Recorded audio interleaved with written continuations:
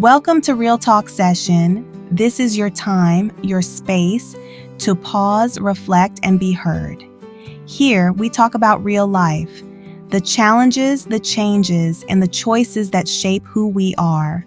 I'm here to walk through it with you. This is Akai Sain.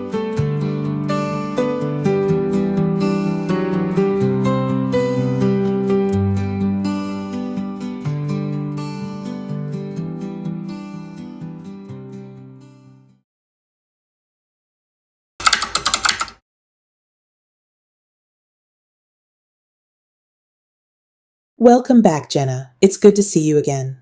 Last time we talked a lot about your stress at work and feeling disconnected from people around you.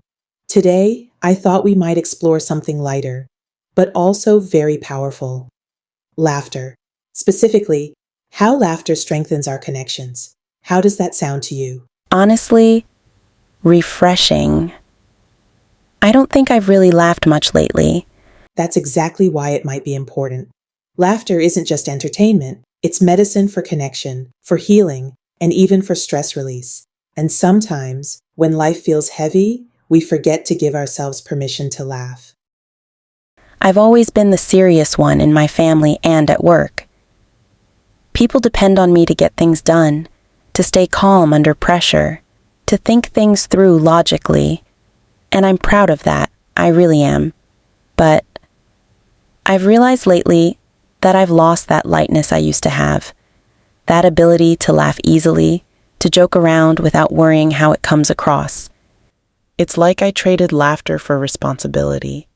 That's powerful insight. You're noticing a shift in yourself, that over time, responsibility has crowded out the lighter, playful side you used to have. And you're also identifying that laughter isn't just about fun, it's about connection. That's really important.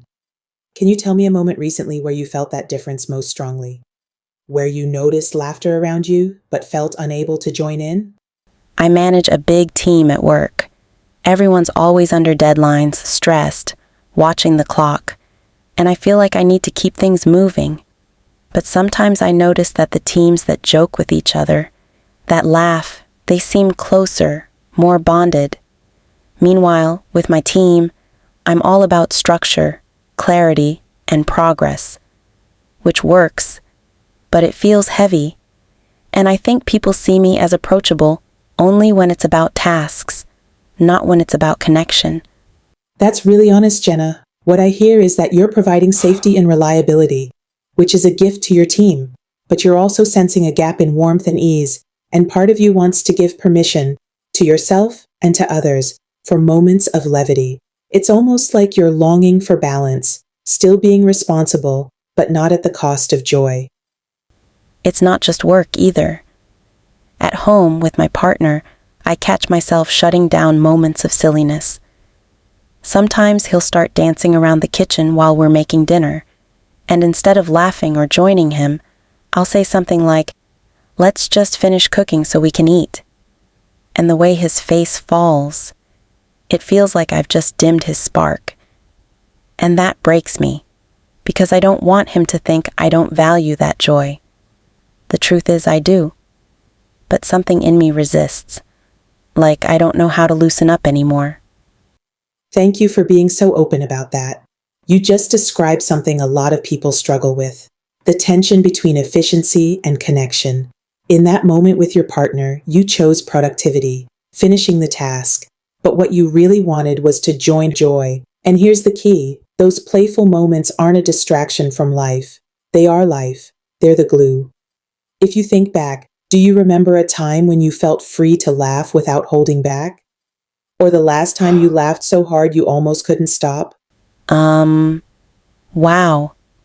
Maybe months ago, at a friend's house. She told this ridiculous story about trying to bake and setting off the smoke alarm. I remember my cheeks hurt from laughing. So even as you recall it, I can see your face light up. That moment wasn't just funny, it was connecting. Who were you laughing with? 2 of my close friends. It just felt easy, like we were all in the same rhythm.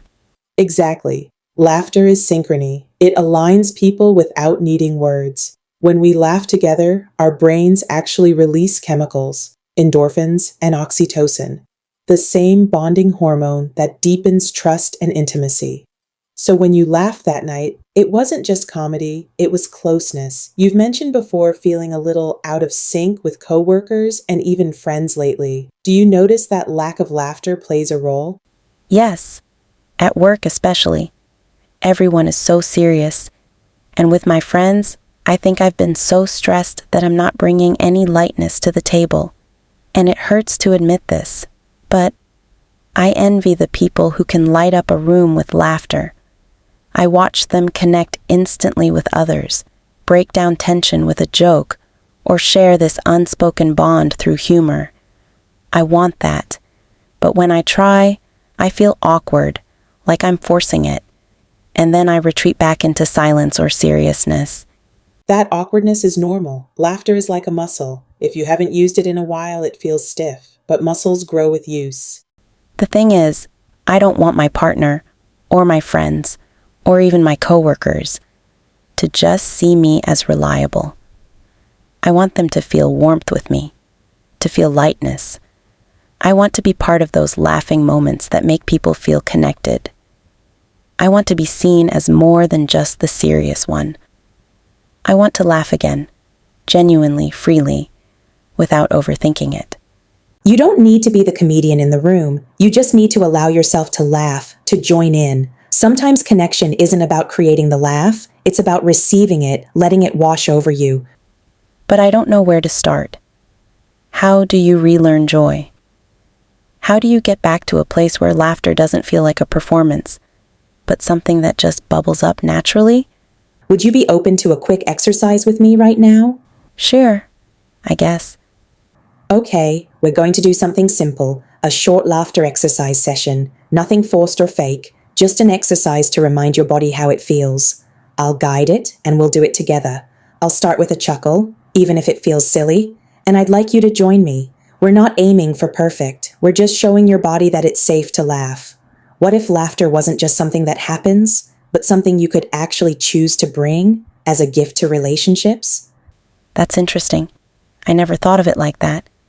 I guess I see laughter as this spontaneous thing, not something intentional. That's a common thought, but the truth is, laughter can be cultivated. We can set the stage for it.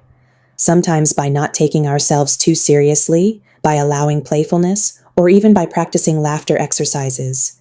Here's how we start.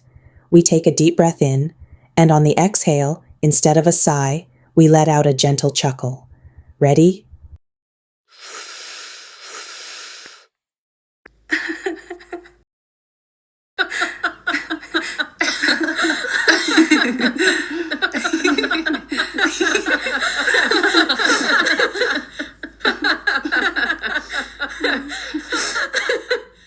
This feels so awkward. Exactly. And notice, now we're both laughing at how awkward it is. That's how laughter works. It builds on itself. Let's keep going. Try giving me your best over-the-top belly laugh, even if it feels silly.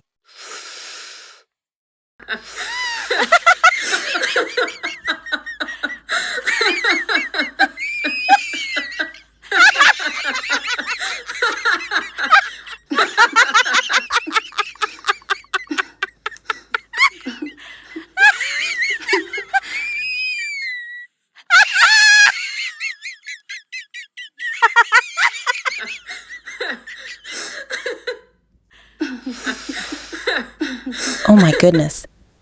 I haven't laughed like that in forever. How do you feel? Lighter. Like this huge weight just got shaken off my shoulders for a second. That's the power of it. Even a 2-minute laugh can lower stress hormones, loosen tension, and most importantly, remind us that connection can be simple. Yeah. I can see how I've been so focused on being serious and put together that I forgot that laughing with people is part of bonding. Exactly. Laughter doesn't erase pain or responsibility, but it lightens the load. It's like carrying a heavy bag. When someone cracks a joke, suddenly you're not carrying it alone.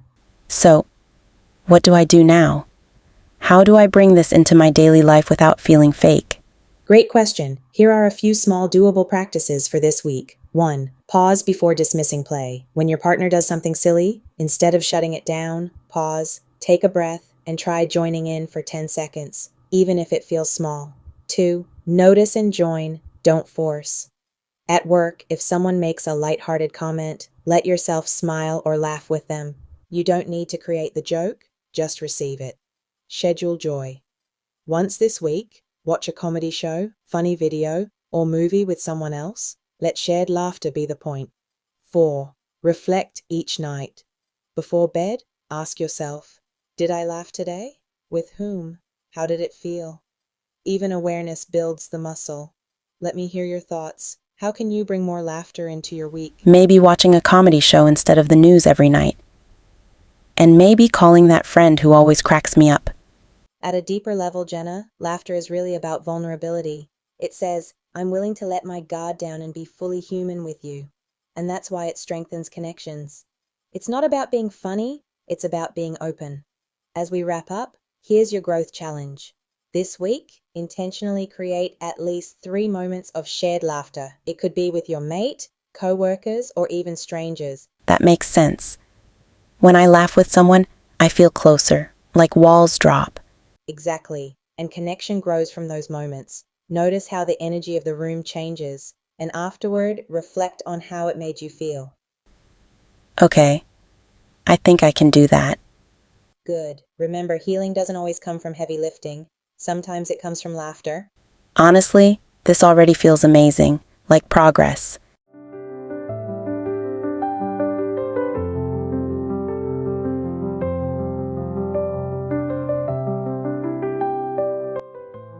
Take today's conversation with you and notice where it shows up in your week.